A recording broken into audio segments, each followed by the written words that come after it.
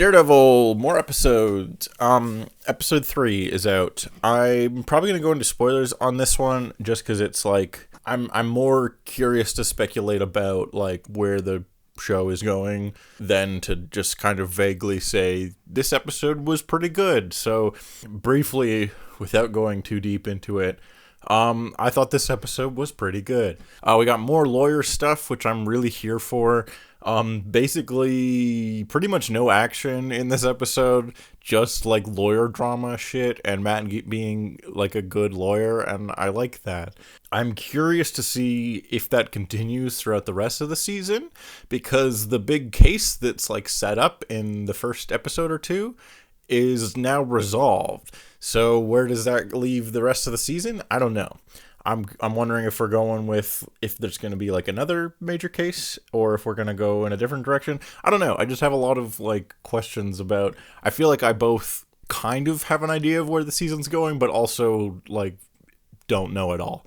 And that's kind of exciting to me. Yeah, so far the show is pretty good.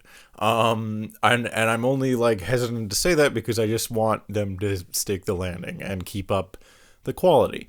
But yeah, let's go more into spoilers. So I think there's 9 episodes total, and these first 3 episodes are focusing around this trial with White Tiger. Out of costume, he steps in to intervene with these 2 guys who are beating up some guy on a subway. Turns out they're cops, and then one of them ends up getting killed during this interaction. And we find out later they were beating up an informant, and these cops are kind of crooked. So Matt recognizes that White Tiger is innocent and is defending him, and we get like the whole trial within these first 3 episodes, which is interesting because we actually didn't get a lot of like courtroom scenes in the original Daredevil show. There's a few, and some of them are really, really great, but a lot of the like lawyer stuff we get in the show is actually just them like trying to find clients, them interviewing different suspects, interviewing different potential witnesses, trying to piece together evidence, going through boxes of evidence, and like trying to build a case, which I actually really like a lot of that stuff, because it's a lot of the stuff that you don't usually see in a lawyer show. Like they usually skip straight to the trial. So like that was stuff I thought was all really, really interesting. I also think it was a budgetary thing where having a big courtroom set and needing to have like 12 extras as the jury and various extras in the watching the trial unfold, all that stuff requires a lot more budget and money than just having a scene of Matt and Foggy and Karen going through like boxes of evidence in their Nelson and Murdoch office. So that I think is part of the reason that we get a lot of those kind of scenes in the original show. So here it definitely is, at least so far, felt like the budget is bigger, and that's not always a good thing, but it is kind of fun to see like a lot more full lawyer stuff, and that they're leaning so hard into it. Like I said, the last episodes have had very few action scenes, and this 3rd episode like pretty much didn't have any action at all. There was still some violence and still some like various crime things going on in the background, but in terms of like fight action scenes, it didn't have any. And then the ending of this episode this is where we get into more bigger spoilers. So if you really care about that, stop watching, or if you don't care about that, keep watching. And here we go. So they win the case, which I'm like, okay, so something else is going to go wrong because things can't go this well for Daredevil, especially this early on in the season. So yeah, Matt plays like a risky move by outing White Tiger, by outing it's Hector something as the White Tiger, which is kind of a dick move because it reveals the secret identity of this vigilante guy. So now any of his enemies, all of his family know who he is already. So that was kind of a bad move on Matt's part, in my opinion. But he's like, I'm trying to win the case here, and you have to promise me that you're going to stop being the White Tiger now. And Hector's like, I can't promise you that. Like, this is, it's part of me. You don't understand. And Matt's like, oh, I do kind of understand, but I've quit being Daredevil, so I'm not going to say why. Anyways, they pull this risky move, but it ends up paying off because they have all these testimonies of people that White Tiger has saved from a burning car or whatever, and even the police, even they are even able to pull police reports from various things, and the police reports are like, yeah, White Tiger helped us catch this criminal or whatever. So even though it seems like the system's against them, and and they're going up against the police, they manage to convince the jury that Hector's innocent, and they win the case against all odds. Isn't that great? So immediately Hector goes, cool, I'm being White Tiger again. He suits up and then gets shot in the head. And it's like, oh shit. And we see that the guy who shoots him in the head is wearing like a Punisher shirt, and his face is all in shadow. I didn't buy for a second that was actually Frank. It just doesn't seem like something he would do. Even if he did think that this guy killed a cop, I don't think he would care. That's a big red herring. I'm pretty confident in that. But it also is like a pretty shocking moment.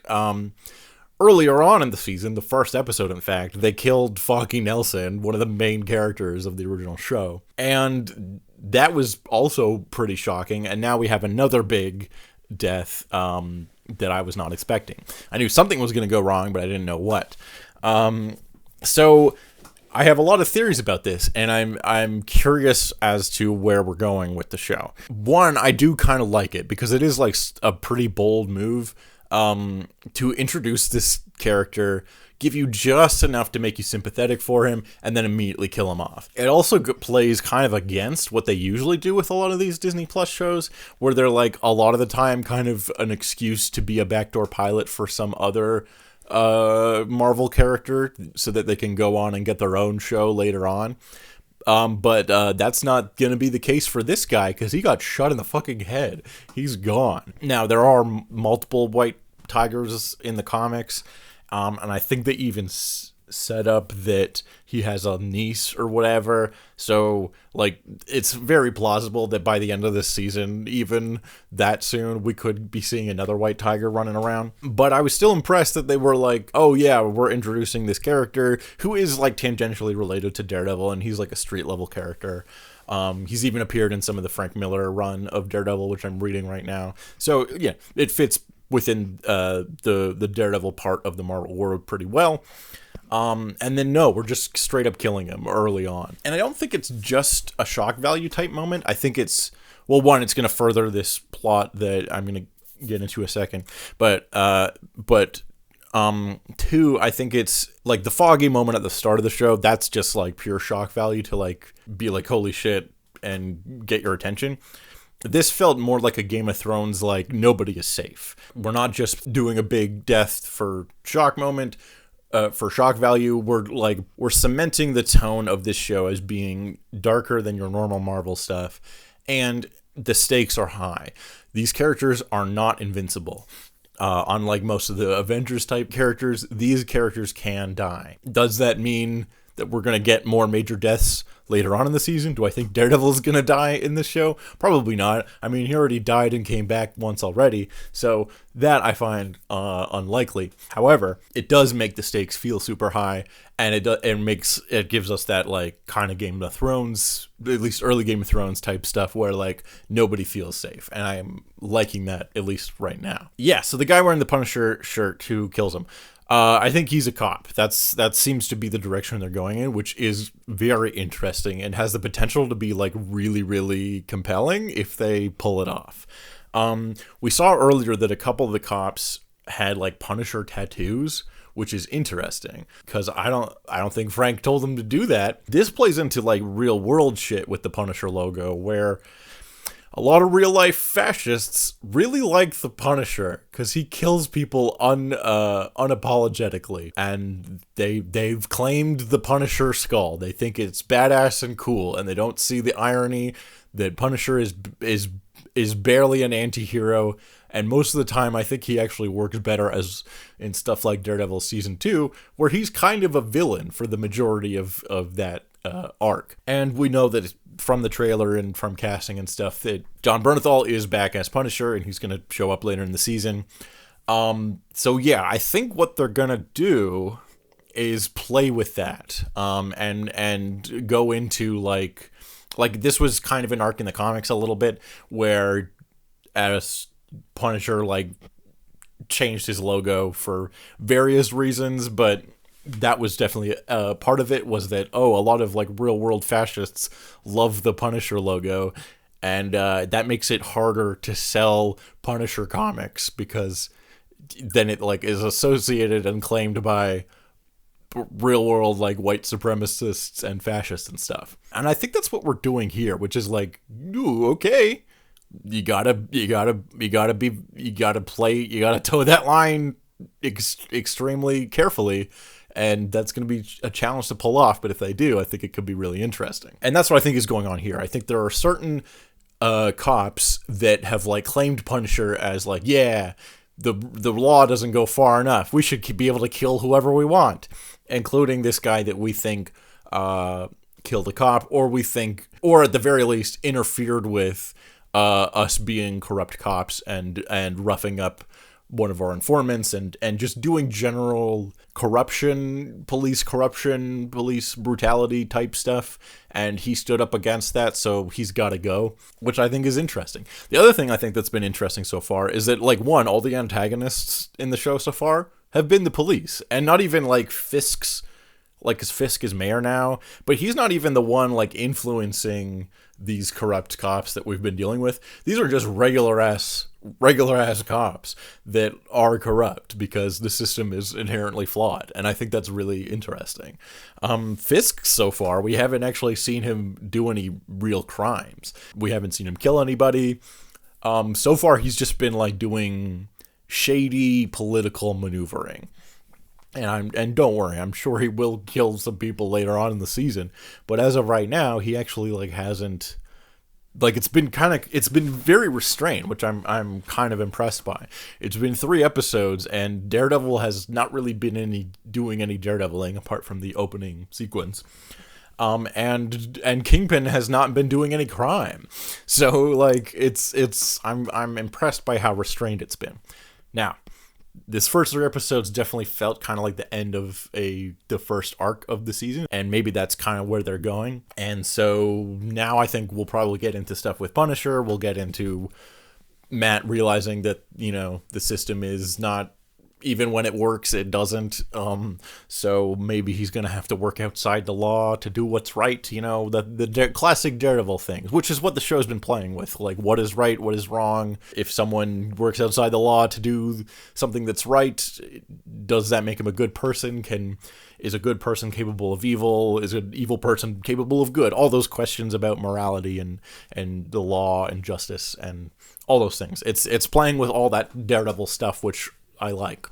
So I'm liking the show a lot so far. But yeah, I'm wondering where we're going to go from here. And if we're going to go more of an action route, that action better be good. You've got a high standard to live up to. And they've been leaning instead on the drama stuff, which I actually think is kind of smart. So I don't know where it's going to go. I'm curious. I have a lot of theories about, like I'm invested, and I want to know. I have various theories, obviously, of where we're gonna go with the series. I think they've already announced another season of Born Again, like before the first episode even came out, which is like, that's bold of you to assume that we want that before we've even seen any of this. And I think they've even talked about the potential of more Punisher stuff as well, which again, like, okay, you're assuming I want that. I wasn't really a big fan of the Punisher show. I love Jon Bernthal in the role 100%, but like, I preferred him when he was in Daredevil. I was less interested when he was on his own. I think it kind of lost some of the nuance of what they did with that character when it became his own series. Anyways, so I guess my point was just that, like, I hope that this season at least has like a clear arc to it, and it has some kind of conclusion, and that they stick the landing, and they don't just like build up to something and then give us a big old cliffhanger. Because 9 episodes is like a decent amount. That's plenty to do some cool stuff with. And I've liked what we've gotten so far. It's solid. It's hooked me. I want to keep watching. And as always, Charlie Cox and Vincent D'Onofrio are really, really great in these roles. Are we going to see Karen Page again? I don't know. That's what I want to. I hope so. Are we going to see Bullseye again? I hope so. I don't know. We'll see how all these characters will end up fitting into the story they're trying to tell or not. Yeah, but that's it. That's this episode. I think I'm very curious where it's gonna go. That's it. Like I'm invested. I'm liking it. I want to talk more. What do you think? Are you watching? What do you think is gonna happen? I don't know. That's it. Bye bye.